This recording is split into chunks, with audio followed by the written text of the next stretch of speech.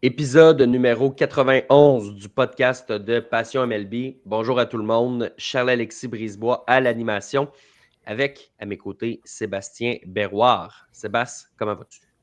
Ça va bien. Ça bouge dans le baseball majeur. Là. On sent qu'on se dirige vers les jours où on va avoir plusieurs choses qui vont se passer à chacune de ces journées-là. Fait que c'est intéressant. Tu sais, des signatures, excuse-moi, des transactions, Oui. du mouvement de personnel avant les assises d'hiver. C'est permis, Ouais. ça? Bon, ben, je pense que c'est permis à partir de cette année. C'est là qu'ils ont permis ça. Là. Je comprends. Les gars ont peur du lockout. Ils se disent si ça attend trop. Là. Oui, c'est ça. Tout d'un coup, que le lockout se déclenche demain. Oui, c'est ça. On ne sait jamais. Donc, évidemment, merci à tous ceux qui nous écoutent comme ça en live le mercredi à 20h sur Facebook, sur Twitter, sur YouTube ou ceux qui nous écoutent dans un format podcast plus traditionnel. Évidemment, ceux qui nous écoutent en live, vous pouvez venir nous poser vos questions. J'imagine, Sébastien, qu'il va y avoir quand même quelques petites questions en lien avec la nouvelle du jour chez les Blue Jays de Toronto. Donc, je propose qu'on aille tout de suite dans le bloc sur les Blue Jays. On ne va pas perdre de temps. OK, Blue Jays, let's play ball. Dylan Cease, 7 ans, 210 millions de dollars chez les Blue Jays. C'est le plus gros contrat de l'histoire de la franchise pour un lanceur. C'est le plus gros contrat de l'histoire de la franchise pour un agent libre, parce que Vladimir Guerrero Jr. n'était pas, évidemment, un agent libre quand il a signé pour 500. Sinon, le plus gros contrat avant, c'était 150 pour George Springer. Là, on se retrouve dans une situation où Sébastien, les Blue Jays se sont dit, écoute, il y a quelques lanceurs partants qui nous plaisent. Visiblement, permets-moi de conclure que Dylan Cease était le préféré du groupe aux yeux de la direction. Et on s'est dit, ben, tant qu'à attendre qu'il reste juste un gars qui nous plaise à moitié puis que les prix aient été jackés, ben oui, ça coûte cher parce que c'est trop cher pour Dylan Cease, on va se le dire. Mais on est sûr d'avoir notre homme, on est sûr d'avoir un lanceur qui nous plaît pour amorcer la prochaine saison et d'avoir cette rotation-là de Dylan Cease, de Trey Savage, deux pièces qui sont là à long terme, on est assuré de ça, et d'avoir Kevin Gausman, d'avoir Shane Bieber et d'avoir Jose Berrios. J'espère que c'était leur préféré. J'espère, parce qu'à ce prix-là, si ce n'était pas leur préféré, j'ose pas imaginer ce que ça aurait été pour un autre lanceur. Parce que tu l'as mentionné, c'est très cher. J'ai des gros doutes par rapport à cette signature-là. Pas que ça aidera pas les Blue Jays, pas que c'était pas le move qu'ils devaient faire, mais de donner ce contrat-là de 30 millions par année pour un lanceur qui a une moyenne de points mérités de 4,55 l'an dernier, de 4,58 il y a 2 ans. Je comprends que c'est une machine à retrait sur des prises, c'est aussi une machine à but sur balle. Puis pour juger de cette signature-là, je pense qu'on ne peut pas le faire tout de suite. Il va falloir attendre le reste de la saison morte, voir si on est capable de mettre la main sur Kyle Tucker ou si on est capable de ramener Bo Bichette à Toronto. Parce que si ce n'est pas le cas, je pense que la signature de Dylan Cease va faire mal. Pas qu'elle va faire mal sur le terrain nécessairement l'an prochain, mais je ne crois pas que les Jays ont une meilleure équipe avec Dylan Cease dans leur rang si on n'a pas Bo Bichette ou Kyle Tucker. Tu vois, moi, je ne suis pas de cet avis-là. Je pense que. Ben, premièrement, je pense que tu te trompes. Là. Je pense que tu regardes la casquette sur ta tête puis tu te dis, ah, c'est un ou l'autre parce que tu as un propriétaire qui veut baisser la masse salariale. les Blue Jays, je vais t'expliquer quelque chose. Ils ont fait des gros revenus en séries éliminatoires en se rendant loin. mais c'est ça, il faut attendre la suite. Ouais. C'est pas parce que tu as l'argent que tu peux aller chercher ces joueurs-là non plus. Mais sans joke, je comprends ce que tu veux dire. Moi, la question que je me pose vraiment par rapport à ça, c'est Kyle Tucker. Parce que je pense vraiment pas que cette signature-là empêche Bo Bichette. Mais je ne sais pas si tu peux te permettre Tucker à 400 puis Cease à 210. Ça, c'est une question qui est bien pertinente parce que, écoute, il y avait beaucoup d'indices en faveur des Blue Jays. Puis ça se peut là, que les deux se ramassent là puis que ce soit une super saison morte puis que les gens se disent, voyons donc, les Blue Jays ont complètement gagné la saison morte. Mais à la base, moi, si tu me demandais de choisir entre un lanceur partant et un frappeur, j'y allais pour le lanceur partant. Il y avait trop d'incertitudes dans cette rotation-là Puis je le sais que Ernie Clement n'aura pas la même saison en 2026. Puis je sais que Nathan Lucas ne sera pas à vitam aeternam un frappeur numéro 2. Mais ce groupe-là a quand même réussi à faire un bout sans avoir besoin d'aide. La rotation, tu le sais comme moi, tu as besoin de plus de profondeur que pas assez pour te rendre loin. Donc, je pense que la rotation est un besoin plus criant pour aller chercher un gars de cette trempe-là. Je comprends, mais tu l'as dit, il y a des gars qui ne répéteront pas leurs exploits de l'an dernier. Puis on a tendance à sous-estimer la présence de Bo Bichette pendant la majeure partie de cette saison-là. Je suis d'accord.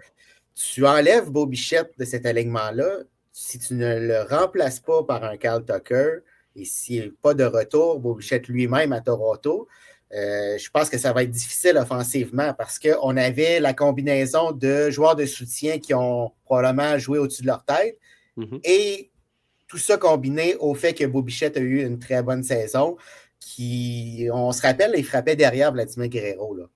On n'était pas tout à fait d'accord avec ça, mais quand même, ça a un impact sur Vladimir lui-même, puis ça a un impact dans le haut de cet alignement-là. Donc, je suis entièrement d'accord que les Jays avaient un besoin criant dans la rotation partante. Ils l'ont adressé, mais ça va prendre le Dylan Cease d'une année sur deux, hein, parce qu'on regarde, là, il performe une année sur deux. Je pense que si on suit la tendance, ça devrait bien aller cette année, mais on n'a aucune idée. A des problèmes de contrôle, est capable de retirer n'importe qui sur des prises, mais on ne sait pas quelle version de Dylan Cease va être sur la butte l'an prochain. Si on a un bâton de moins dans cet alignement-là offensif, peut-être que ça risque d'être difficile. Je suis tout à fait d'accord avec toi pour l'affaire d'un an sur deux, puis j'allais le soulever honnêtement. Permets-moi d'amener une autre version à l'histoire. Okay? Dylan Cease en 2023. Il est avec les White Sox de Chicago. Puis on sait qu'il va finir par être échangé. Puis s'il est tanné des rumeurs, puis ça a été dit là, ouvertement qu'il était tanné des rumeurs, connu une saison ordinaire. Et là, finalement, il est échangé aux Padres de San Diego. Écoute, dis-moi si je me trompe, je pense que c'était comme 24 heures avant de partir en Corée là, avec les Padres qui allaient affronter les Dodgers en début de saison. Mais bref, donc il se rend là. Et là, il sait qu'il va être à San Diego pour un petit bout, obtient une meilleure saison. Par la suite, même l'an passé, il commençait à avoir des rumeurs. Les Padres vont pouvoir le garder, son avenir n'est pas à San Diego. À la date limite, tout le monde pensait qu'il s'en allait à Houston. Ça a été difficile pour lui. On sait qu'il n'aimait pas ça, le manque de stabilité. Puis tout le monde se dit, hey, lui, il a-tu hâte de signer un contrat à long terme? Et là, connaît une mauvaise saison. Là, il s'en va chercher la stabilité qu'il veut. Il s'en va chercher un contrat de 7 ans. Écoute, à moins qu'on l'apprenne plus tard, pas d'option de sortie dans ce contrat-là. Ça a été le premier gros joueur, après, disons, Josh Naylor, mais le premier très, très, très gros joueur à signer. Premier gros joueur à signer un contrat dans les 9 chiffres, disons-le comme ça. Ouais. Donc, je te dis pas que juste l'aspect de la stabilité va faire en sorte que sa moyenne va fondre comme neige au soleil, mais j'ai l'impression que c'est un aspect qui va faire en sorte qu'il va se sentir peut-être un peu plus en contrôle à l'extérieur du terrain. Est-ce que ça va se transmettre en contrôle sur le terrain? Évidemment, ça reste à voir. Il n'y a pas juste ça qui joue. Mais je pense que l'aspect mental est quand même assez important.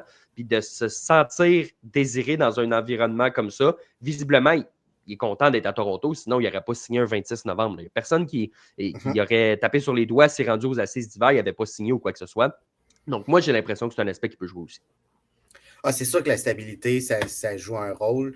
Je pense que c'est le genre de gars qui recherche cette stabilité-là. Donc, ça risque d'avoir des répercussions sur ses performances.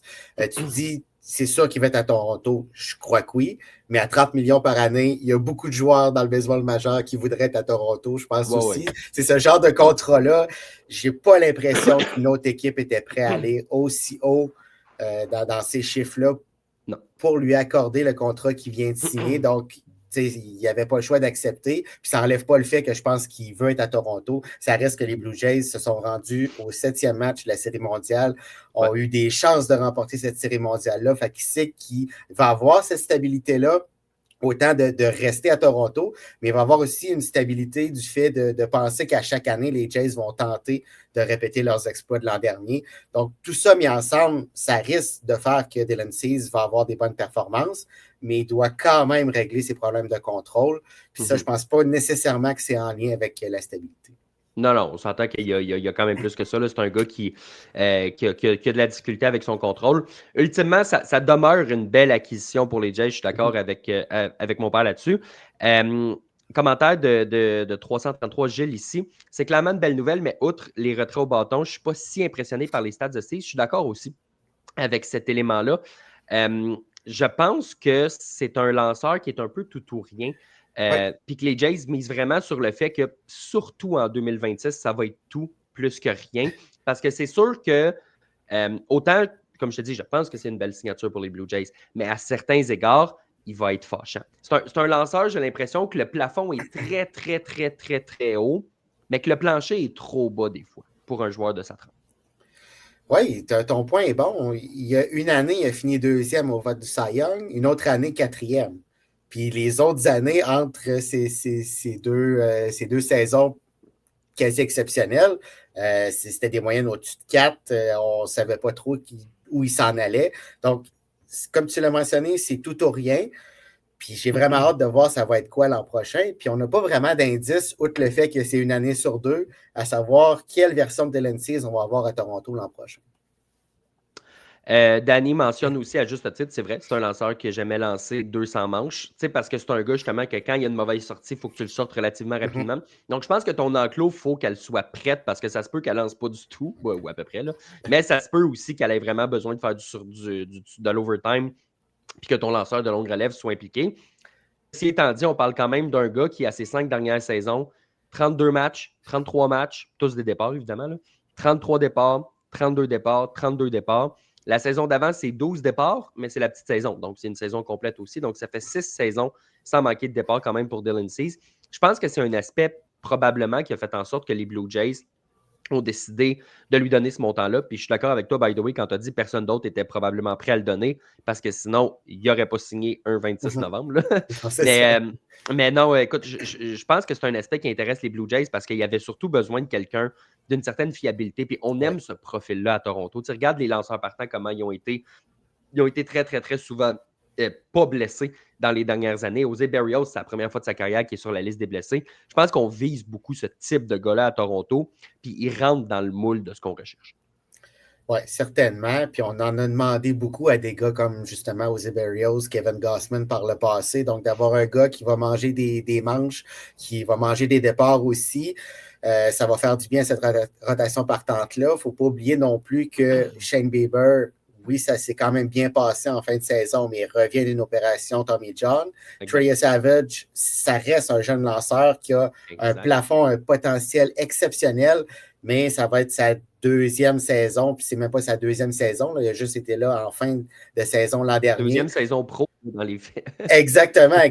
Fait que, il va y avoir des hauts et des bas durant cette prochaine campagne-là. Il va falloir dealer avec ça. Donc, d'avoir un lanceur de cette trempe-là qui va prendre du temps, qui va prendre des manches. Oui, ça ne sera pas toujours parfait, mais ça va amener quand même une certaine stabilité dans cette rotation. Évidemment, les Blue Jays sont très, très, très droitiers sur le monticule. L'ajout de Dylan Cease qui lance de la droite aussi, ça aide pas. C'est sûr qu'un un Framber Valdez, par exemple, aurait peut-être un peu plus cadré là-dedans. Là, évidemment, c'est hypothétique là, parce qu'à ce point-ci, Framber Valdez, il ne sera pas signé par les Blue Jays de Toronto. Là, écoute, à moins d'une surprise de taille. Là. Mais est-ce que si tu avais été dans la position des Blue Jays, puis évidemment, peut-être que Valdez a jasé aux Jays puis qu'il leur a dit moi, je veux rien savoir, allez là-bas puis je veux plus vous parler, ça se peut aussi. Mais si tu es dans une position, disons, un monde idéal où les deux veulent signer, est-ce que tu aurais préféré un gars comme Valdez ou tu préfères un gars comme Dylan Cease? Peut-être aussi que c'était les Blue Jays qui n'étaient pas intéressés. On ne sait pas. Là, avec l'événement du mois de septembre. Exactement. Il y a ce problème d'attitude-là qui flotte au-dessus de la tête de Framber Valdez, qui probablement vont faire reculer certaines équipes. Moi, personnellement, mon choix, ce serait Framber Valdez parce que c'est un gaucher, parce qu'il a des meilleures statistiques et pour moi, est un meilleur lanceur que Dylan Cease. Mais je comprends aussi la réticence par rapport aux événements qu'on a vus. Quand tu cross-up ton receveur de cette façon-là, après qui t'a demandé de te déplaquer, que tu lances une balle en pleine poitrine parce que tu n'étais pas content. C'est des choses qui ne se font pas, c'est des choses qui laissent des traces. Donc, je peux comprendre que certaines équipes ne soient pas prêtes à lui accorder un gros contrat à long terme. Par contre, si on parle lanceur pour lanceur, pour moi, je vais avec Valdez. Faut mentionner aussi, puis ça, c'est un bon point qui a été amené ici, que j'ai vu passer, je pense que c'est c'est-tu Ken Rosenthal ou Mitch Bannon? En tout cas, c'est quelqu'un de The Athletic qui l'a sorti.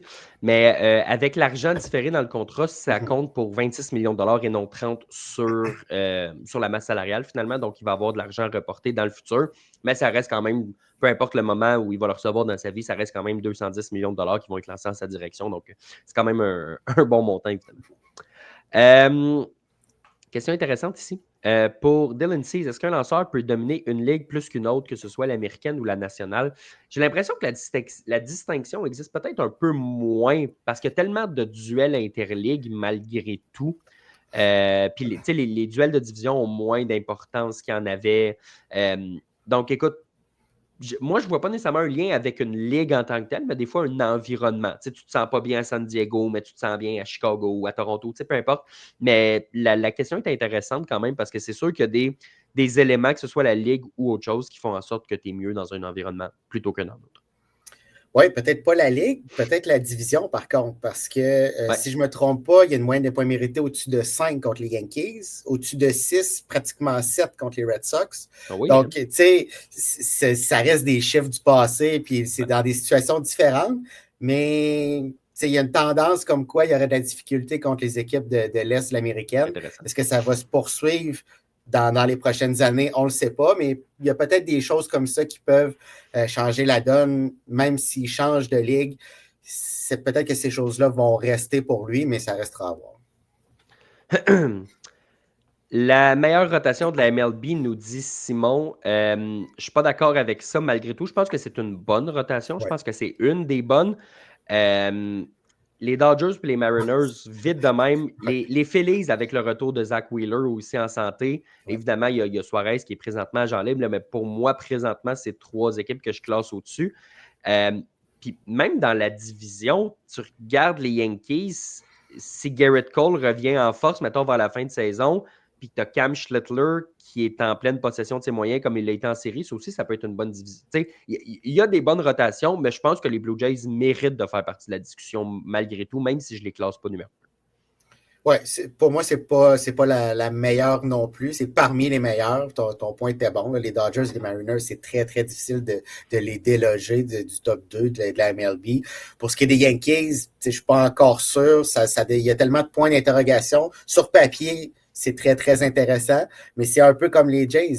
La rotation des Jays sur papier, c'est très, très intéressant, mais il y a des points d'interrogation. Dylan Cease en est un, Trey Savage en est un, José Berrios en est un, Shane Bieber en est un autre. Pour différentes raisons, c'est pas toute la même raison qui fait qu'il y a des points d'interrogation, mais il va falloir qu'ils confirment leur performance sur le terrain l'an prochain. Juliano qui nous dit ici, on ne peut pas en vouloir aux Blue Jays d'essayer. Ça c'est absolument vrai. C'est un clip très fort pour s'améliorer. Puis, c'est pas juste cette année. Là. On ne pouvait même pas leur reprocher par les années passées, sauf peut-être un hiver où ils ont dormi au gaz, là, mais sinon, ils étaient de tous les dossiers. Oui, assurément. Puis ça aussi, c'est pour ça que je dis il est trop cher payé, mais c'est pas grave. Il n'y a pas de masse salariale au baseball. Peut-être qu'il va en avoir dans quelques années, ceci étant dit. Mais pour l'instant, on joue dans un jeu où il n'y a pas de masse salariale. Donc, je suis d'accord avec ce point-là. Les Blue Jays ont le droit de profiter de ce système-là. Puis s'ils ont l'argent pour le faire, puis qu'ils veulent le faire, ben, tant mieux. Certainement. Puis ça revient à mon point de tantôt. Ça dépend juste de ça va être quoi la suite de cette saison morte-là. D'accorder 30 millions par année à Dylan Cease, point. Je ne suis pas trop sûr. D'accorder 30 millions à Dylan Cease puis d'aller signer Kyle Tucker, on est à un autre niveau. Là. Puis c'est ça aussi la question qui est là sur la table. Là, j'en ai vu quelques-unes, là, je ne retrouve pas vite comme ça, mais on en a parlé un petit peu justement de l'impact que ça peut avoir sur Kyle Tucker personnellement, où je voyais tantôt qu'est-ce que ça veut dire pour Beau Bichette. Moi, comme je te dis, Kyle Tucker, j'ai mes doutes à peut-être qu'on va vouloir être un petit peu plus restrictif par rapport à ça pour ne pas donner un aussi gros contrat. Mais pour moi, de dire que ce contrat-là veut dire pas de Beau Bichette, il n'y a aucune corrélation. Au contraire, j'ai l'impression que ça peut inciter Beau Bichette un peu plus à revenir, à se dire, regarde, là, on a encore une meilleure rotation que tu pensais. Donc, je ne vois pas comment ça peut nuire au dossier Beau Bichette.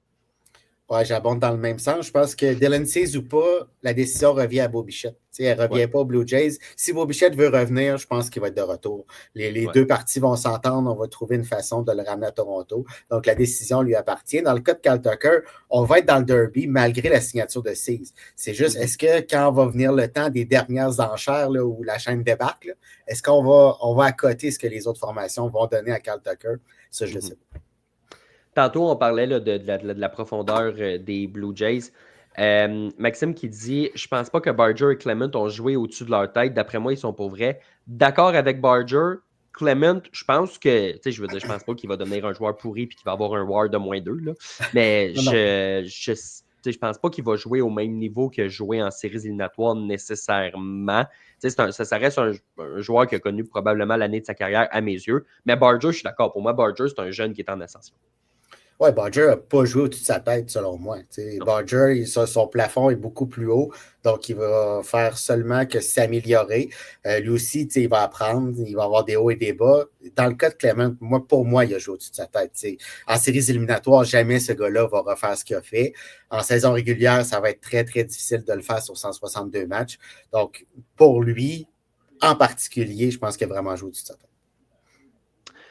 Commentaire sur Beau Bichette ici de la part de Maxime. Est-ce que Bichette veut vraiment revenir à Toronto? C'est la question qu'on se pose depuis des années. Puis s'il avait vraiment voulu, peut-être qu'il aurait déjà signé une prolongation de contrat avant. Donc, évidemment, ça, c'est les prochaines semaines qui vont nous donner la réponse. Mon père qui nous mentionne ici, il a peut-être été attiré par l'ambiance des jeunes Jays qu'il n'a jamais vraiment retrouvé à San Diego. Probablement que ça a un lien aussi. Là. Tout le monde avait l'air de dire à quel point ils s'aimaient, puis ils jouaient un pour l'autre, puis c'était le fun, puis l'ambiance, puis ci, puis ça. C'est sûr que ça fait partie du pitch de vente. C'est sûr que le 2-1-0-0-0-0-0-0-0 a probablement été un pas pire argument, mais ce qui s'est passé dans le vestiaire, c'est sûr que ça a aidé. Sûr et certain. Puis si on se reporte à l'hiver dernier, Dylan Cease ne signe pas ce contrat, ces joueurs autonomes-là, avec les Blue Jays. Je suis pratiquement Non. sûr de ma shot. Même à 30 millions par année, les Jays s'en allaient nulle part à ce moment-là. Puis il n'y avait pas d'espoir que ça allait se replacer. Puis il n'y avait pas cette ambiance-là durant la saison précédente non plus. Non. Donc, la victoire, ça change beaucoup de choses. Puis non seulement la victoire, l'ambiance qu'il y a eu tout au long de cette saison-là aussi. Est-ce que la signature de Cease, nous demande Cook, change quelque chose pour l'utilisation de Trey et Savage en 2026? Écoute, compte tenu que les lanceurs lancent aux 5 jours, dans le day-to-day, non.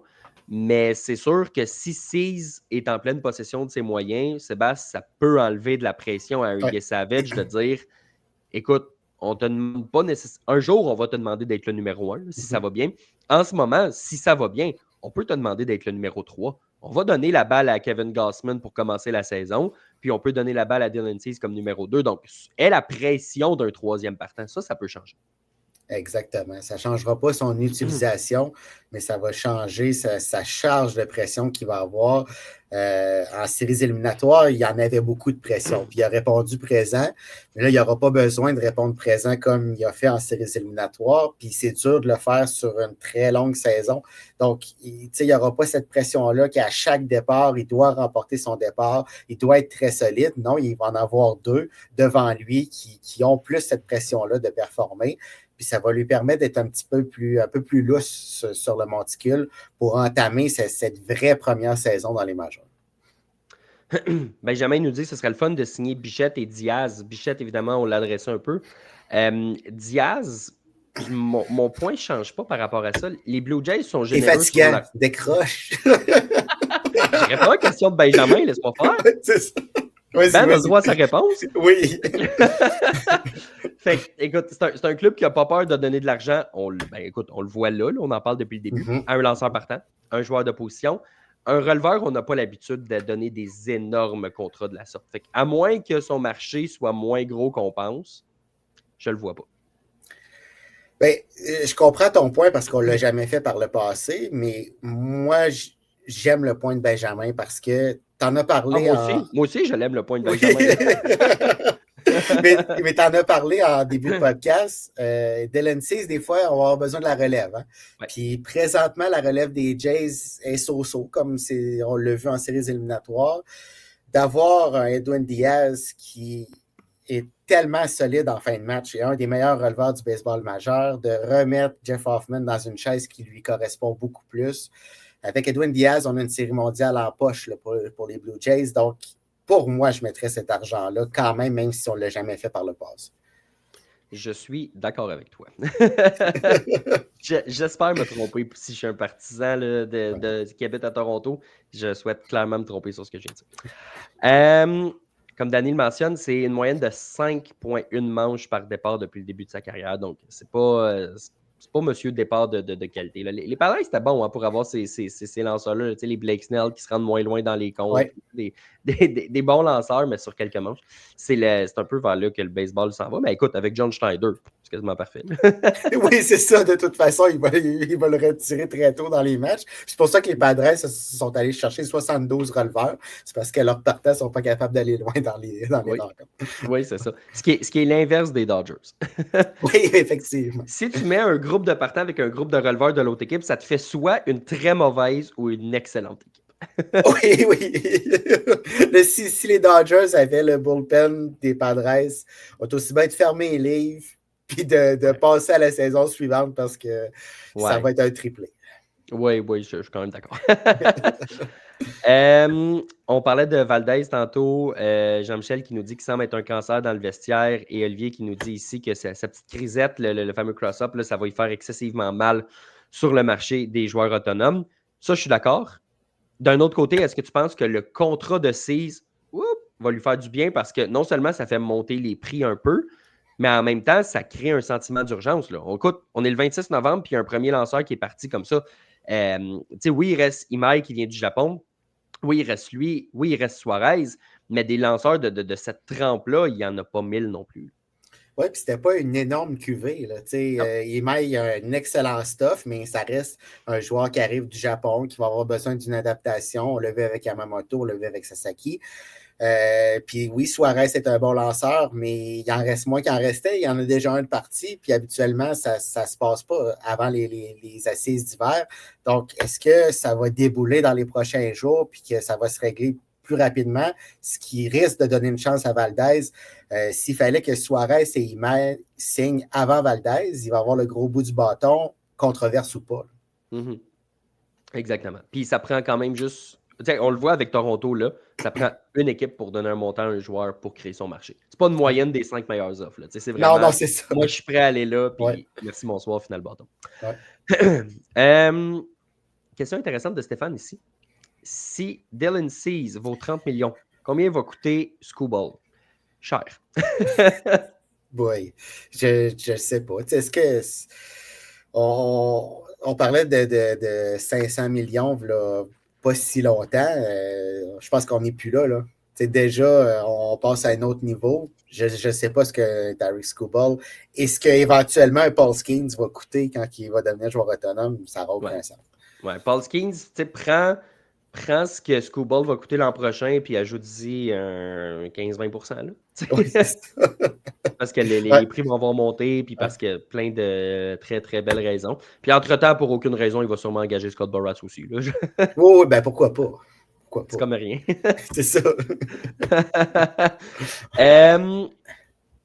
J'avais une question ici que j'ai de la difficulté à retrouver. Voilà.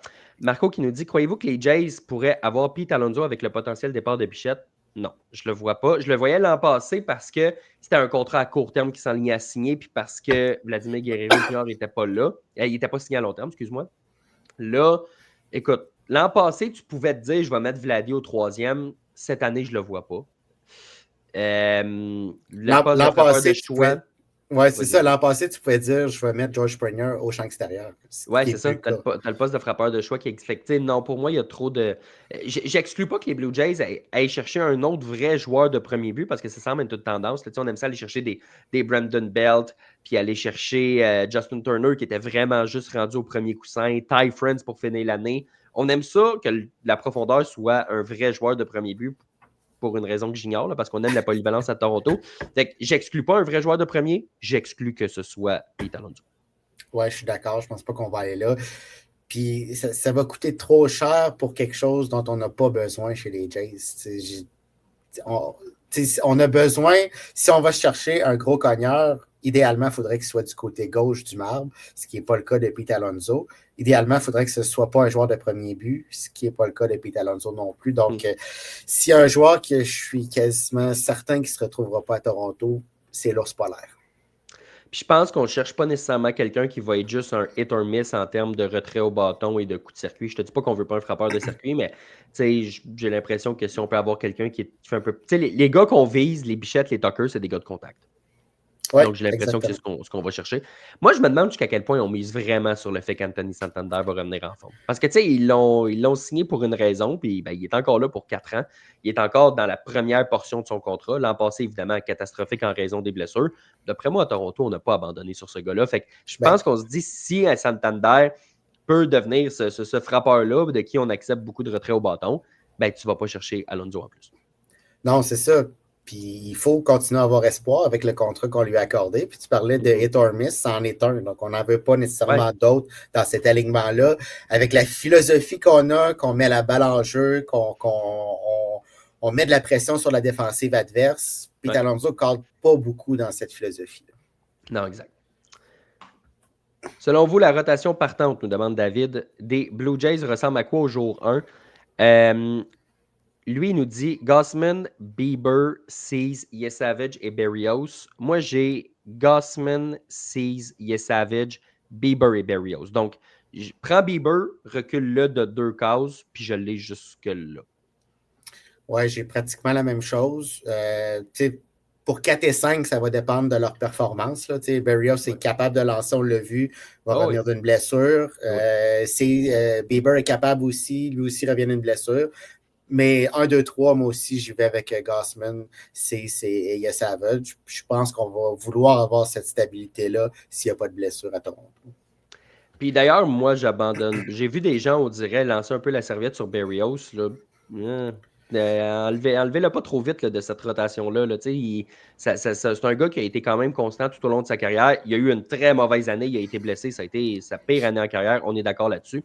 Je pense pas que ça va se répéter. Puis si ça se répète, on verra rendu là. Mais je pense, je te dis pas qu'il va gagner le Cy Young, le Berrios, mais je pense qu'il peut être un des très bons lanceurs numéro 4-5 de la Ligue. Là. Certainement. Puis le risque est beaucoup moins élevé avec l'arrivée de 6 parce que Berrios est dans les rôles 4 et 5. Si ça ne fonctionne pas, tu vas pouvoir aller chercher un lanceur équivalent ou presque. Tandis que si Berrios est ton lanceur numéro 2, comme c'était le cas par le passé, quand ça ne fonctionne pas, là, ça met de la pression sur ta rotation. Je vois une autre petite question ici. On a beaucoup de questions, puis évidemment, on va y répondre là, soit dans les autres blocs ou quoi que ce soit. Là, j'essaye de trouver celle sur les Blue Jays. Vous nous inondez de questions, donc oui, c'est ça, je vois ça monter. Ça se peut qu'il me manque une ou deux questions sur les Blue Jays, là, pardonnez-moi, mais je pense qu'on a quand même couvert beaucoup de sujets avec ça. Mais j'en vois une de David ici. Que pensez-vous des rumeurs persistantes qui lient Kyle Schwarber aux Jays? La logique n'y est pas. Je vois pas où c'est persistant. Je vois qu'elles existent. Je pense qu'elles ont une certaine logique dans l'optique où c'est un frappeur que les Jays aiment bien, mais je ne peux pas dire que j'y crois non plus. Comme frappeur de choix dans les circonstances, je ne pense pas que c'est ce que les Blue Jays recherchent nécessairement. Comment je dirais ça? Je ne pense pas que les Blue Jays, en tout respect pour Schwarber, là, que j'adore comme frappeur, je ne pense pas que les Blue Jays sont assez désespérés pour aller le chercher. Je pense que les Phillies sont désespérés. Je pense que mettons, les Red Sox pourraient être désespérés. Je pense que les Reds, si jamais on veut mettre le prix, mettons, pourraient être désespérés. Je pense que ça prend un peu de désespoir pour aller chercher un DH de 33 ans quand même, aussi bon soit-il. Je ne pense pas que c'est le cas des Blue Jays. Non, c'est ça. Les Blue Jays restent dans les discussions qu'on entend, peut-être parce que Schwarber est gaucher, qu'on a besoin de ce genre de frappeur-là à Toronto. Mais comme c'était mentionné, il n'y a pas de logique là. On n'a pas de place. On parlait de Pete Alonso tantôt. C'est un peu le même scénario pour Kyle Schwarber. On n'a pas cette place-là pour lui accorder autant d'argent. On serait capable d'aller jouer sur d'autres tableaux, d'aller chercher des besoins qui sont beaucoup plus criants dans cet alignement-là, qu'aller chercher un DH qui va être uniquement un frappeur de choix, alors qu'on en a quelques-uns dans cet alignement-là là, qui sont sur le bord d'être seulement frappeurs de choix, qui peuvent évoluer un petit peu en défensive, mais c'est plus difficile. Il faut donner des journées de congé à Vladimir Guerrero, mais on veut garder son bâton dans l'alignement. Donc, ça ne fit complètement pas là, à Toronto. Sébastien, je pense que ça fait le tour de ce qu'on avait sur les Blue Jays. Un bloc qu'on n'avait pas prévu à ce niveau-là il y a 2 heures et quelques à Oui, peine. c'est ça. Donc, écoute, merci à tout le monde pour le timing. Oui. Ça a été vraiment idéal pour le podcast et pour répondre aux questions de tout le monde. Sébastien, allons-y donc avec ce qui se passe ailleurs dans le baseball majeur.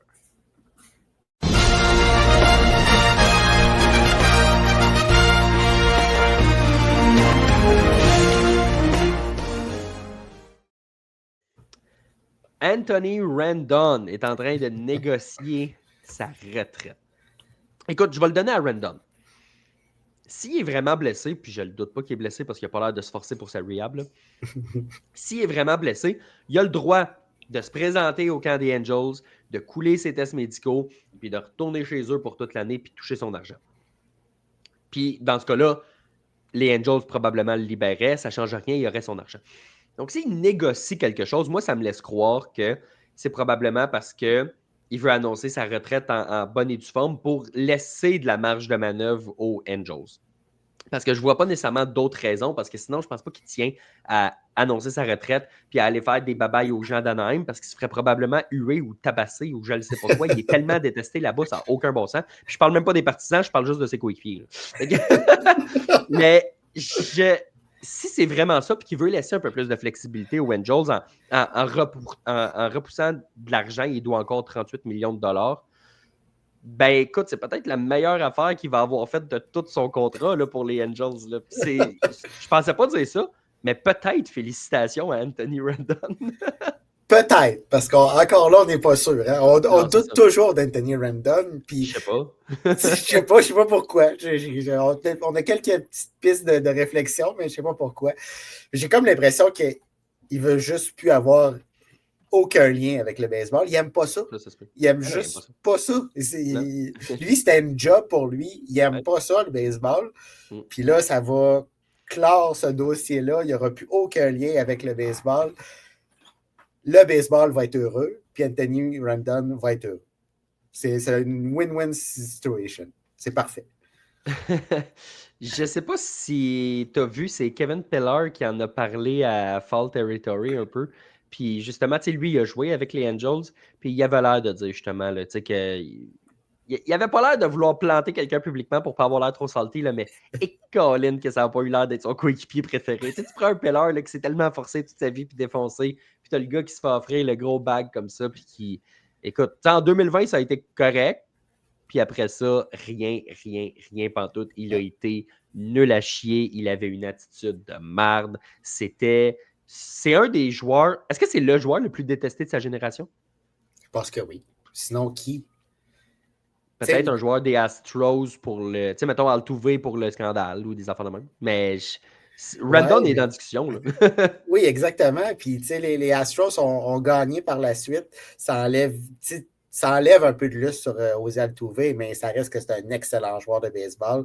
Il est électrisant à voir jouer sur un terrain de balle. Anthony Rendon, il n'y a rien d'électrisant là. Tu ne veux pas aller voir Anthony Rendon jouer à la balle. Là.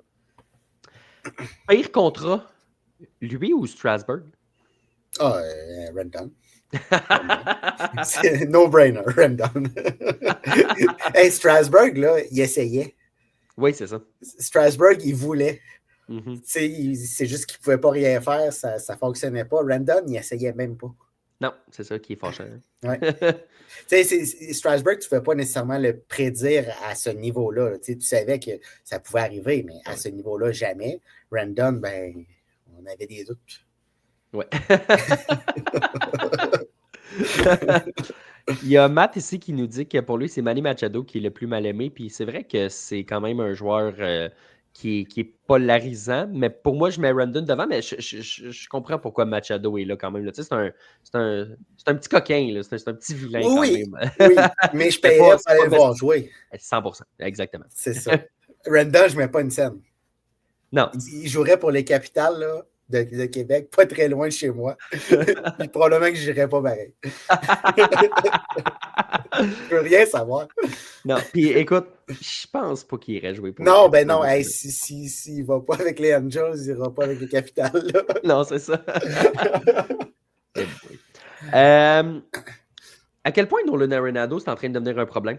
Parce qu'on savait que tout le monde veut l'échanger, puis ça a été dit ouvertement, là, on veut qu'il parte, puis c'est pas parce que c'est un vilain garçon, là, c'est juste parce qu'il prend de la place. Là. Pour un club qui veut très, très, très visiblement reconstruire. Là, avec la transaction de Sonny Gray, c'est plus clair que jamais. On aura la chance d'y revenir. Et là, moi, ce que je trouve intéressant, c'est Buster Olney qui ouvre la porte en disant écoute, qu'il soit échangé ou libéré, puis j'ai fait comme une minute time-out, on lui doit 37 sur 2 ans, puis il pourrait être libéré malgré tout. Je te dis pas qu'il va être libéré après coup, mais Sébastien, quand un informateur comme ça dit ça sur Twitter, c'est pas juste pour se rendre intéressant, c'est parce qu'il a entendu, puis c'est la seule façon qu'il peut le sortir pour essayer de mettre la puce à l'oreille que c'est un scénario qui existe. Donc, moi, c'est plus clair que jamais. Il n'y a aucune chance qu'Arenado, aucune chance, rejoue un match à Saint-Louis. Aucune chance. Non, aucune chance. Puis il faut trouver une solution à Saint-Louis parce qu'on peut pas le libérer puis payer ce contrat-là puis l'envoyer à la maison à rien faire. Tu sais, il y a des clubs qui veulent avoir Nolan Arenado, mais ils ne veulent pas payer le restant de ce contrat-là. Il faut trouver un terrain d'entente avec une autre formation du baseball majeur pour s'entendre pour une transaction, avoir un petit quelque chose en retour, quitte à payer. De toute façon, on va le payer, ce salaire-là à Saint-Louis. Fait qu'il faut trouver une solution. On est en train de reconstruire. On est dans une genre de transition. Je ne pense pas qu'on va reconstruire à zéro, mais on change de cap à Saint-Louis. Il faut se débarrasser de Nolan Arenado. Puis il faut essayer d'aller tirer le peu qu'on peut aller tirer, mais il faut aller chercher quelque chose. Là. On ne peut pas le perdre pour rien. De toute façon, il reste 37 millions, plus 5 des Rockies, mais ça n'a pas rapport parce que s'il est échangé, ça reste les Rockies qui le payent. Donc, il reste 37 millions sur le payroll des Cards. Moi, même si on l'échange, je m'attends à ce qu'ils retiennent pas juste 5, 6, 15. Là. À ce qu'on retienne 25, 27, 28 pour qu'ils soient payés, mettons, 3, 4 par année par sa nouvelle équipe. C'est parce qu'il n'y a personne qui va prendre Nolan Arenado à 20 millions de dollars par année. Là. C'est impossible dans les circonstances actuelles. Donc, je m'attends à ce que, comme tu dis. Ils vont le payer pareil. Il faut, c'est ça. C'est ça, c'est exactement. Tu es obligé de le payer puis tu veux t'en débarrasser de toute façon. Fait que, tant qu'à le couper, échange-le quelque part puis obtiens ne serait-ce qu'un petit quelque chose. Fait que, moi, j'ai l'impression qu'on le voit comme ça puis qu'on est prêt à se résigner à ça. Nolan Arenado va élargir sa liste aussi de clubs à qui il voudrait être échangé. Donc, à voir. Oui, pour aller avec les Yankees, ça ne coûtera pas cher. Fait qu'Austin Brunner va être content. Bon, écoute. J'attendais pour le mettre, mais tu m'ouvres la porte. Je mets le commentaire de Jean-Michel, lis-le, puis pars avec. Jean-Michel, j'étais malheureusement pas là la semaine passée. Austin Brunner qui annonce que lui et le conseil d'administration croient que la masse salariale doit être en bas de 300 millions de dollars. Dans quel maudit monde Cashman donne une offre qualificative de 22 millions à Trent Grisham, un gars qui a sûrement connu la saison de sa vie, et comment on pouvait penser qu'il ne l'accepterait pas? Bonne question. Bonne question, effectivement. Puis moi aussi, je pense, tu sais, je ne sais pas par où commencer dans cette situation-là, là, mais Al Steinbrenner, on va commencer avec le bon propriétaire, là, qui nous dit que oui, la masse salariale devrait idéalement être en bas des 300 millions de dollars. On s'entend que les Yankees de New York font 700 millions de dollars de revenus par année. Et là, Al Steinbrenner va brailler qu'il doit 100 millions de dollars à la ville de New York. Premièrement, ce n'est pas tant vrai, c'est autour de 84 millions. Et c'est inclus dans ce montant de 700 millions-là, c'est déduit. Donc, il fait plus de revenus, on a déduit ce supposé 100 millions de dollars. Il veut une masse salariale de 300 millions. Donc, il lui reste 400 millions de dollars pour payer son staff, payer les ligues mineures. Si tu n'es pas capable de gérer ça, là, vends l'équipe. Vends l'équipe. Puis, de toute façon, Al Steinbrenner n'a aucun plaisir. Est-ce que tu l'as déjà vu avoir du plaisir à être propriétaire des Yankees de New York, la plus grosse franchise de l'histoire du baseball majeur? Il n'y a pas de fun à être là. Il n'y a vraiment pas de fun. À chaque fois qu'il sort dans les médias, c'est pour se plaindre. On n'est pas capable de payer ci, on n'est pas capable de payer ça. On a de la difficulté à aller chercher des gars. Hey, si ça ne te tente pas, vends-la à l'équipe. Puis après ça, tu as ton directeur général qui, pour faire suite au message de Jean-Michel, s'en va donner 22 millions de dollars à Trent Grisham.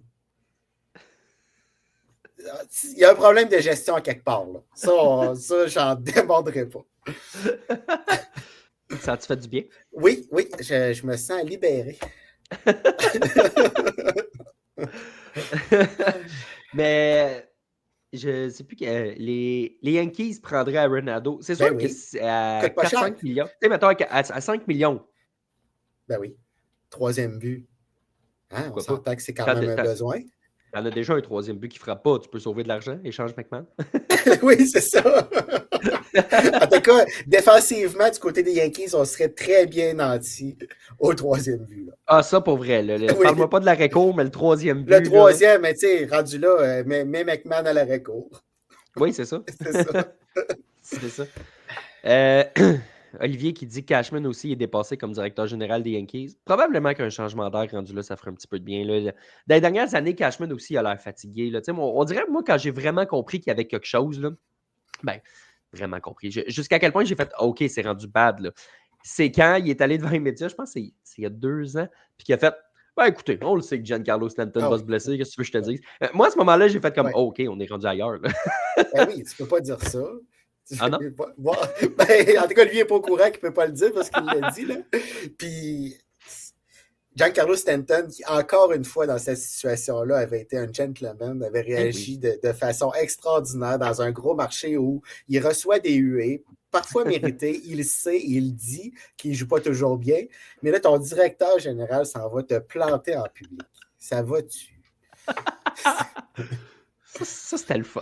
Ben, c'était le fun pour tout le monde, sauf les Yankees. Là, mais... Oui, c'est ça. Ouais.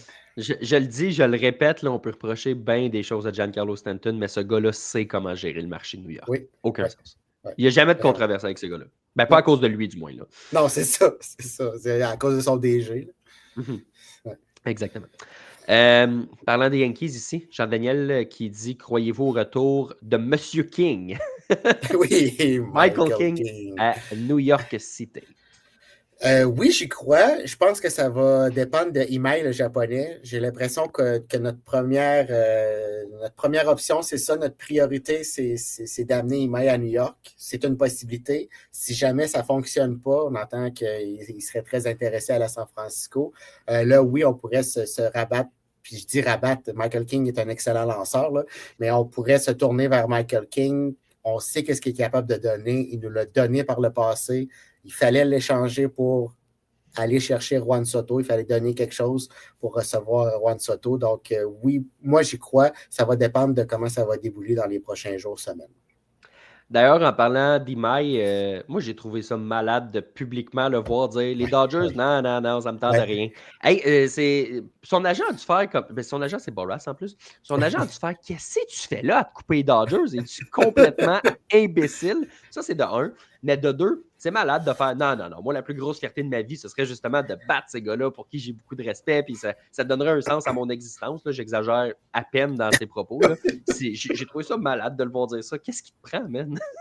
Ben, c'est rafraîchissant. Quelqu'un qui ne veut pas nécessairement aller avec les Dodgers. Ah oui. Puis se couper des Dodgers, je comprends ton point, tu as raison. Mais il n'y a aucun monde où les Dodgers le signent. Là, selon moi, on a tellement d'autres choses à adresser. Puis oui, on a l'argent pour le faire, ça, il n'y a aucun doute. Mais on a déjà une rotation partante assez solide. Là, donc, on va aller ailleurs. Puis oui, il se met en même temps une certaine pression. Mais comme je le disais, c'est rafraîchissant de voir quelqu'un qui veut battre les Dodgers et non pas les rejoindre parce qu'on n'est pas capable de les battre si on va ailleurs. Sébastien, est-ce que tu as ton portefeuille sur toi? Non. OK. Parce que je voulais savoir si tu avais une pièce de 25 cents. Parce que j'aurais aimé ça qu'on joue à pile ou face parce que ça m'aiderait à me faire une opinion sur qui a gagné la transaction entre les Rangers et les Mets. Attends une minute, j'ai un souverain des Yankees ici. Ah, c'est bon. Puis l'autre bord, il y a quoi? OK. Il n'y a rien. OK. Fait que si c'est les Yankees, c'est les Rangers qui gagnent la transaction. C'est ça. Ouais, on mettra sûrement pas les Mets. Là, fait que ouais. Ah ouais, c'est dynamique, ça. Donc, officiellement, vous l'avez entendu, à Passion MLB en premier, les Mets de New York, grand gagnant de la transaction Marcus Semien, les deux doigts dans le nez. Transaction Marcus Semien contre Brandon Nimmo, ce sont les Mets qui l'emportent. Oui, facilement. Écoute, ouais, facilement. Là, on l'a vu, là, la facilité avec laquelle tu as lancé ton petit sous-vert, c'était beau à voir. Oui. Un naturel. Mais c'est truqué, là. C'est comme les paris, là. Ouais, c'est ça. Ouais, c'était déjà... L'idée était pipée. Je comprends. Ouais. Moi, quand j'ai vu cette notification-là sur mon téléphone, je pense que c'est de M. Jean-François Passant. J'ai fait le saut. Je vais être bien honnête, là, j'ai vraiment fait le saut. On savait qu'il y avait des rumeurs autour de Nimmo, mais on se disait que ça n'arrivera pas, qu'il va prendre ça. On savait qu'il y avait des rumeurs autour de Seager, au Texas. Et là, finalement, c'est Semien qui part. On dirait que j'ai fait, ça sort d'où? Qui gagne ça? Y a-tu 2 perdants dans cette transaction-là? On fait-tu juste échanger? Je comprends pas. Je comprends pas. Non, moi non plus. Puis surtout qu'on va se créer d'autres besoins. Tu sais, les Mets sont allés se créer un besoin au champ extérieur. Oui, on est allé chercher Marcus Semien. Oui, il est excellent défensivement. Il est un petit peu sur le déclin du côté offensif. Mais là, on se crée un besoin au champ extérieur, puis il faut l'adresser. Si le Cody Bellinger rentre dans la discussion, il faut aller chercher un voltigeur. Puis un peu la même chose du côté des Rangers. Oui, on voulait un petit peu plus de power offensivement, mais là, défensivement, on est beaucoup moins solide. On va avoir besoin d'un joueur d'avant-champ. Donc, c'est une transaction qu'on n'a pas vu venir, puis qui laisse des points d'interrogation en suspens.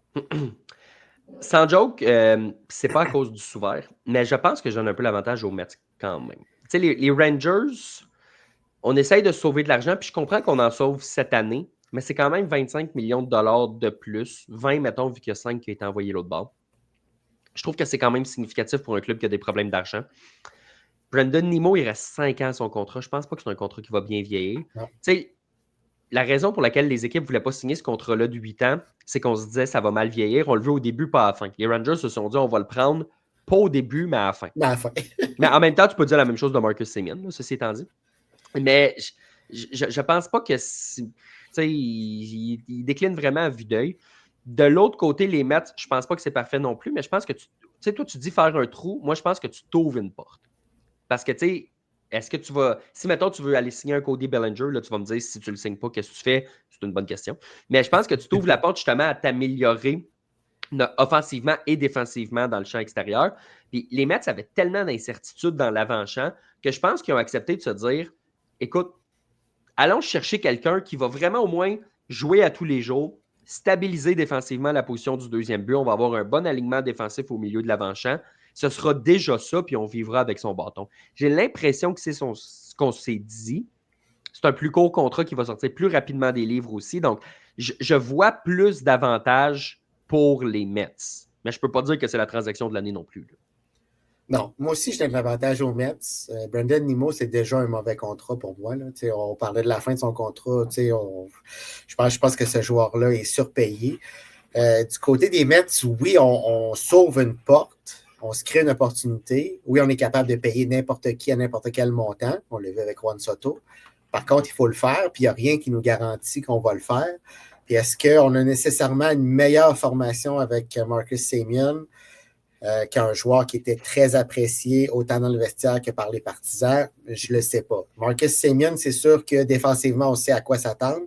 Ouais. S'il peut, il ne redeviendra pas le frappeur d'avant, mais s'il peut s'améliorer un petit peu, probablement que là, on va avoir peut-être pas nettement, mais on va avoir vraiment gagné cette transaction-là. Pour le moment, on a un petit avantage, selon moi, puis c'est un avantage qui est financier, qui est en termes de contrat, qui est en termes de futur. Mais sur le terrain, c'est très, très difficile à départager si, du côté des Mets, on ne va pas chercher quelqu'un d'autre. Je pense que le gars qui peut le plus facilement s'adapter aussi, c'est Semien. Semien, ça va être sa 5e équipe en carrière. Il a fait les White Sox, il a fait les A's, il a fait les Jays, il a fait les Rangers. Fait que, je pense qu'il est habitué un peu plus de voyager à ce niveau-là. Il a dit que New York, c'était sa ville préférée sur la route. Évidemment, il ne dira peut-être pas le contraire, mais j'ai l'impression que je le crois quand même.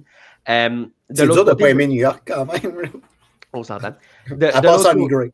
Oui, c'est ça. de l'autre côté, tu as Brandon Nimmo qui était dans l'organisation depuis 14 ans, puis que toutes les entrevues tournent autour de hey, mon Dieu, ça va-tu de partir de New York? Fait que je pense que l'adaptation va peut-être être plus facile pour Semien aussi. Là, j'ai l'impression qu'il y a quand même un bon deuil à faire là, pour Brandon Nimmo, qui va peut-être être moins grand pour Marcus Semien, qui était moins habitué d'être là, qui a quand même un sentiment de sentiment accompli, justement, parce qu'il a gagné la Série mondiale au Texas, ce que Brandon Nimmo n'a pas fait avec les Mets de New York. Donc, voilà. On verra ce que ça va donner, mais pour l'instant, je pense que c'est avantage Mets. c'est plus facile pour Semien d'arriver dans un environnement où, oui, on n'a pas fait les séries éliminatoires l'an dernier, mais on sait qu'on veut y retourner, qu'on veut dépenser pour se rendre dans la série mondiale. Tandis qu'à l'inverse, Brandon Nimmo arrive dans une formation qu'on ne sait pas où ce qu'elle s'en va. Adelis Garcia qui a été libéré. On parle d'échanger Corey Seager. On ne sait pas quand les Rangers vont retourner en séries éliminatoires, donc ça peut jouer aussi. Brandon Nimmo, il a dit « Ah, je ne serais pas allé là si jamais on ne voulait pas performer, mais j'ai jasé, puis on... » T'as jasé à qui, man? Ouais, c'est ça. C'est parce qu'il faut que tu regardes les actions aussi. Là. Il y a les paroles, mais il y a les actions. Genre, t'as jasé à qui? À Scott Boras qui représente les deux, puis qui représente Cody Bellinger, qui a maintenant une porte ouverte à New York qu'il n'en aurait jamais eu au Texas. Oui, il va te dire que c'est le fun, le Texas, ça l'arrange. Voyons, je ne sais pas qui t'a dit que ça va être le fun, là. Je te l'annonce, tu ne feras pas les séries en 2026. Non, probablement pas en 2027. non plus. Puis il y avait le choix, là. Ouais. Il pouvait décider de ne pas y aller, puis il pouvait décider d'aller où ce qu'il veut si cette formation-là le voulait. À suivre. Probablement qu'il y avait, tu sais, qui se disait, ah mon Dieu, il y a vraiment des rumeurs, peut-être qu'on veut plus de moi, puis qu'il a décidé de partir sur un coup de tête un peu, mais en tout cas, bref. Comme tu dis, il y avait le choix, puis il a choisi de partir. Les Red Sox de Boston ont été chercher Sonny Gray. On pense quoi de ça? On parlait de la transaction Nimmo Semien. On ne le sait pas beaucoup plus du côté de Sonny Gray. Là. Je sais ça, pas c'est un vrai cas de ça va dépendre de ce qu'ils font après. Là. Parce que si Sonny Gray lance tout de suite après Crochet, ça se peut que ça accroche. Oui, accroché après Crochet. On peut arrêter le podcast tout de suite. Mais oui, exactement. T'sais, on voulait un lanceur numéro 2 du côté des Red Sox. On n'est pas encore allé le chercher. Là. C'est pas Sonny Gray. Puis c'est pas Sonny Gray à 41 millions. Je comprends qu'on ne paiera pas 41 millions cette année parce qu'on a reçu 20 millions de dollars. Mais ça fait cher pour un lanceur qui n'est pas un numéro 2, qui ne peut pas seconder Garrett Crochet. On a payé Fitz, entre autres, dans la transaction, qui est déjà dans les majeurs, qui n'a pas accordé plus de 3 points, si je ne me trompe pas, de tous ses départs dans le baseball majeur. Donc, on a un très beau potentiel. Bloom qui le connaissait, hein, c'est pas le dernier venu, là, il danse avec son ancienne équipe, fait qu'il connaît ce qu'il va recevoir en retour. Donc, je ne suis pas sûr, comme tu l'as dit, ça va dépendre du reste de la saison morte pour les Sox. Quel Sonny Gray on va avoir? Est-ce que c'est celui des Aces? Est-ce que c'est celui des Yankees? Est-ce que c'est un mélange entre les deux? C'est une très bonne question parce que Boston, c'est pas New York, mais c'est pas un petit marché non plus. Là. Quand ça va pas bien à Boston, on peut être très, très dur envers nos joueurs. Sonny Gray n'aime pas beaucoup ça. Saint-Louis, c'est un très beau marché de baseball. Boston, il faut gagner.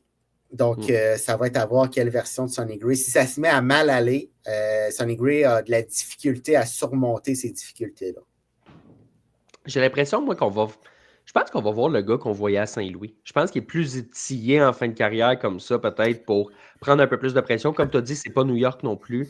Je pense qu'à ce point-ci, il est ce qu'il est. Puis on a payé 21 millions de dollars garantis pour aller le chercher pour cette année. J'ai l'impression que ça va être ça qui est ça.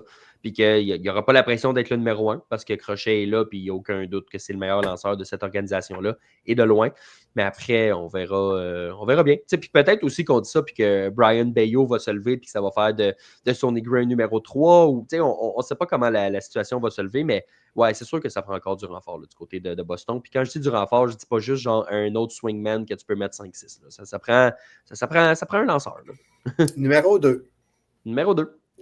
Numéro 2. Sébastien, ça fait le tour de ce qu'on avait ici, mais on a quand même plusieurs questions. Donc, pendant que le petit jingle il joue, moi, je vais aller défricher ça pour nous trouver quelque chose.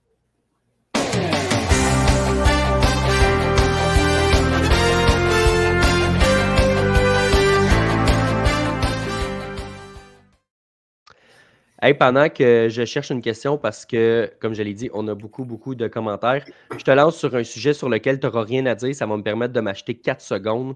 Warren Schaeffer reste gérant des Rockies. Eh Félicitations. ben oui, bonne chance. Ça ne changera pas grand-chose. Tant mieux pour lui s'il a la chance de continuer de gérer Ben dans oui. le baseball majeur. Ça fait en sorte que tout le monde a un gérant présentement. Je pense qu'il fallait le souligner juste parce que, écoute, on se doutait là, qu'il y a des gros noms qui restaient libres comme l'air n'allaient pas prendre la job au Colorado. Là. Personne ne voulait cette job-là. Mais ça officialise encore que, mettons, David Ross n'a toujours pas d'emploi ou des noms de cette trempe-là. Ouais. Mais il va prendre l'expérience à la dure. Ben, c'est ça.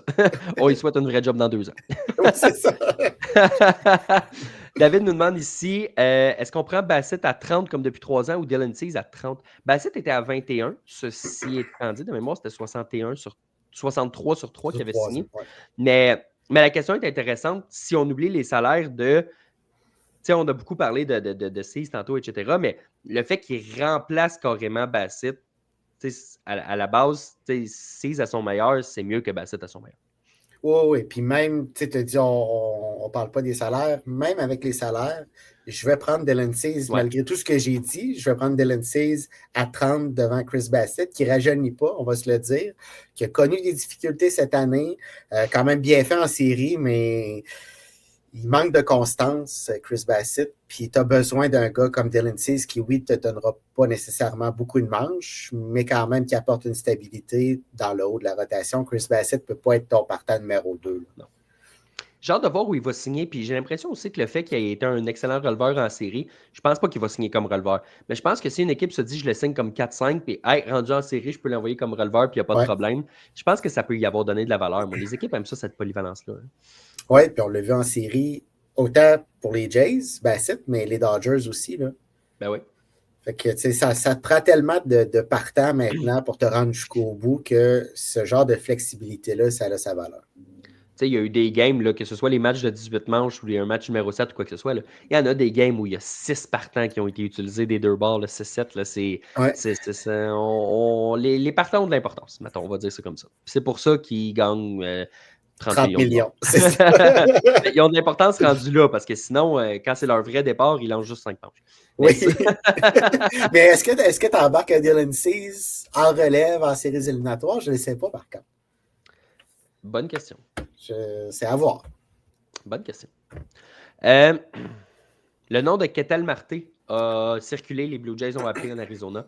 C'est un joueur qui est reconnu pour avoir une attitude discutable. On critiquerait du moins en Arizona son désir d'être capable de jouer malgré les blessures, ce qui est quand même important dans le monde du sport parce que tu ne peux pas être en santé pendant 7 mois de temps. Donc, Lucky 1455 qui nous demande Ketel Marte pourrait-il être une bonne option si jamais Bichette signe ailleurs qu'à Toronto? Ben, pourquoi pas? Outre son problème d'attitude, ça reste un excellent joueur de balle. Ouais. Moi, du côté des Jays, ma question, c'est on paye avec quoi? Parce que ça va coûter très, très cher. Là. Les D-backs vont demander la lune. Est-ce que les Jays sont vraiment en mesure, avec le système de filiale qui est un peu mince, de pouvoir payer ce que les D-backs demandent? Ça, je suis un peu moins sûr. Olivier nous demande, Beau Bichette avec les Yankees, y croyez-vous et pourquoi? Je peux pas dire que j'y crois à 100%, mais je peux pas dire que j'y crois pas non plus. Je penche plus vers le non, mais j'y crois pas à 0%. Là. Non, c'est une possibilité, mais le besoin des Yankees est au 3e coussin. Beau Bichette, je pense pas que son bras lui... Oui, on parle qu'il pourrait jouer au 2e, peut-être au 3e, mais pour moi, c'est pas un joueur de 3e. Hey, envoie Jazz au 3e. Oui, non, c'est ça. C'est exactement là où je m'en allais. On veut pas ça du côté des Yankees. DJ LeMahieu, puis envoie-le au 3e. M'en aller. Non, sérieusement, c'est vraiment au 3e but, puis je suis pas sûr que Beau Bichette est un fit, à moins que on décide finalement ça n'arrivera pas. qu'Anthony Volpe n'est pas la solution. Ça n'arrivera pas cette année. Il va falloir que ça arrive à un moment donné si Volpe ne fait pas le travail, mais je ne pense pas qu'on est rendu là encore. Ben, ça va arriver quand les Yankees vont l'envoyer à Monument Park dans 20 ans puis qu'il va finir par prendre sa retraite puis qu'il va avoir été là juste parce que. Il va être là. En fait, tant que Brian Cashman va être là, moi, je crois en Anthony Volpe. Ben oui, parce qu'il faut qu'il protège sa mauvaise décision d'avoir gardé Volpe et de ne pas avoir été sur le marché des joueurs autonomes alors qu'il y avait tous les bons joueurs d'arrêt court disponibles à ce moment-là pour garder une place pour Anthony Volpe. Parce que moi, Sébastien, il y a bien quelque chose que j'ai appris dans la vie, c'est qu'il n'y a rien de mieux que de faire une erreur pour réparer une erreur. Oui. Tout ça est logique, là. Oui, on s'entend. Oui, c'est ça. On s'entend. Matt nous dit que Alonso, il le voit à Boston. Moi aussi. Beaucoup plus qu'à Toronto. Effectivement, on a un besoin à Boston. C'est ça qui fait la différence. On a un besoin. Tristan Cassis n'est pas la solution au premier but, ne sera pas la solution au premier but.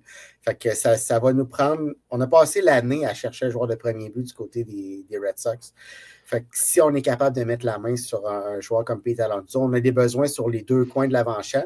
On est capable de jouer selon quelle décision on va prendre avec, entre autres, Marcelo Meyer, mais ça nous prend un joueur de premier but.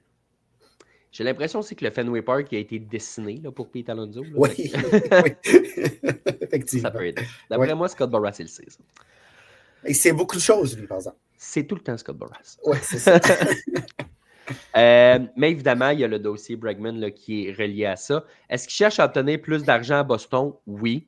Ou il veut jouer ailleurs? Plus d'argent à Boston. Je pense pas qu'il est complètement fermé à l'idée d'aller ailleurs, mais il était bien à Boston. C'est une équipe en hausse. Les jeunes l'adorent. Ben, tout le monde l'adore à Boston. Alex Cora, c'est un grand fan. Définitivement, son but, c'est d'avoir un beau contrat à Boston. Il a connu une bonne saison. Il a eu un rôle important dans ce vestiaire-là. Donc, c'est normal qu'il se sorte de son contrat, qu'il veuille plus d'argent. Par contre, je ne sais pas si les Sox vont le ramener. J'ai vraiment des doutes.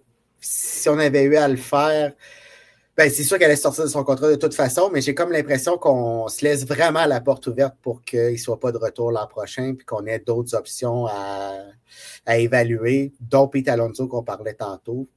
Moi, je pense qu'on va aller plus du côté d'Alonso que de Bregman. Tantôt, quand on parlait des mauvaises signatures, Matt nous suggère aussi Pablo Sandoval avec les Red Sox. C'est vrai que ça, c'en était un all-time aussi. Là, c'était... Il y en a quelques-unes, là, mais celle-là avec les Red Sox, là, ouais. Lui, il est tombé sur le dos avec les Giants, puis il s'en est jamais remis. Là. Non, c'est ça, exactement. Dans les mauvais contrats, Jacob Ellsbury aussi, là, on s'en rappellera. Mention honorable, oui. Mention honorable, oui. Reste-t-il de l'argent pour Paul Skeens? Il va rester de l'argent pour Paul Skeens. Je ne sais pas qui, je ne sais pas oui, où, c'est ça, oui. Quand, mais oui. Il va, un gars comme Paul Skeens, tu t'en crées de l'argent. Là. Tu fais des placements tout de suite pour avoir un peu d'intérêt pour payer Paul Skeens. Tu trouves une façon, il va en avoir. Ce ne sera pas avec les Pirates. Quand je dis je ne sais pas où, ce ne sera pas avec les Pirates. Mais Sébastien, il reste de l'argent pour Paul Skeens. Oui, ben tu fais comme chez Otani, là, un contrat de 1 milliard pour 10 ans, différé pendant 75 ans, remis à la succession de Paul Skeens. Oui, ben c'est ça. Il n'a pas besoin de toute façon. Mais oui, moi aussi, je me posais la question sur cette question-là. Est-ce qu'il reste de l'argent pour qui? Là? Mais peu importe qui, sauf les Pirates, il va en rester. Non, c'est ça. Ou peut-être les Rockies. C'est encore drôle. Je pense pas que Paul Skeens veut aller se faire pelleter en altitude. Ça, je suis d'accord. Ça, je suis d'accord. Si j'ai bien compris, l'idée de Michael Kay, c'est Tatis Jr. chez les Yankees. Oubliez ça. Si j'ai bien compris, je pense que tu as bien compris, dans le sens où les Yankees vont sûrement être intéressés, puis les Padres ne voudront sûrement pas l'échanger tout de suite. Je ne vois pas un monde dans lequel Tatis Jr. est échangé maintenant. J'exclus pas qu'il soit un jour, pas maintenant. Non, moi aussi, je pense pas. Est-ce que c'est une solution pour les Yankees? Certainement, d'aller chercher un joueur de cette trempe-là. Est-ce que ça va se faire? Je n'ai pas l'impression que oui. Par contre, on a des bonnes relations entre les deux organisations. Il y a eu la transaction Juan Soto. Donc, si jamais Fernando Tatis devenait vraiment disponible, parce qu'on dit que supposément il est disponible et probablement qu'on tente juste le terrain, si jamais il devenait vraiment disponible, les Yankees vont faire partie des équipes intéressées, puis ça risque d'être une des dernières équipes dans la course pour Tatis. Matt qui nous dit ici, je veux voir Tariq Skubal à Boston, s'il vous plaît. Un one-two punch, crochet Skubal. Ce serait quelque chose. Là. 2 des Deux des trois meilleurs lanceurs du baseball, peut-être? Oui, exactement. Oui, Les deux meilleurs gauchers, là. Oui, effectivement. Je pense pas que ça va être pour tout de suite, par contre, parce que ce qu'on entend, c'est que les Red Sox sont sur le cas des frappeurs. On veut un gros frappeur à Boston. On a adressé un petit peu la situation sur la butte avec Sonny Gray, mais là, on se concentre un peu plus du côté offensif.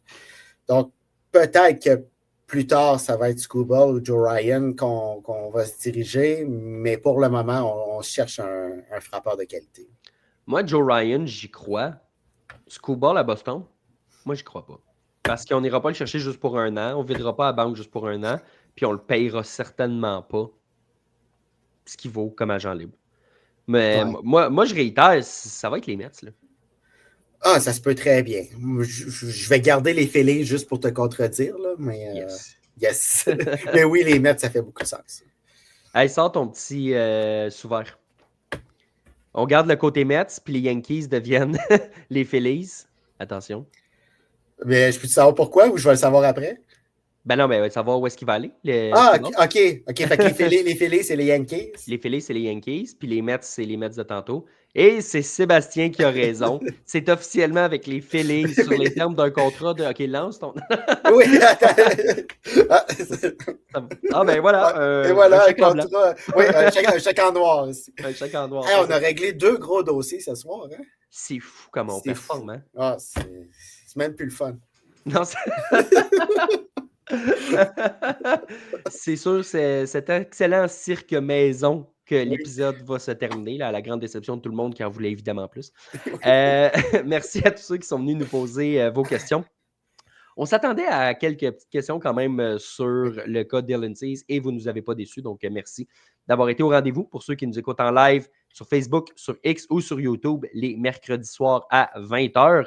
Et merci aussi à ceux qui nous écoutent. C'est basé dans un format podcast plus traditionnel. Oui, juste avant, par contre, on ne s'attendait pas à ces questions-là en plein milieu de l'après-midi. Hein? On ne s'enlignait pas en tout là-dessus. Mais oui, vous allez pouvoir retrouver l'épisode sur toutes les bonnes plateformes de podcast sur notre site web, passionmlb.com.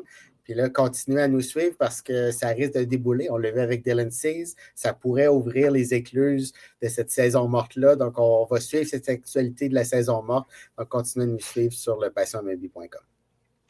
Dernière petite question, juste avant, je vois Matt qui nous dit ici, est-ce que Jeff McNeil est disponible? Fort probablement. Au plus, je pense qu'il pourrait être disponible. Donc, Sébastien, merci beaucoup aussi à toi d'avoir été là. Nous, écoutez, on vous dit à la semaine prochaine et on vous souhaite une excellente semaine de baseball.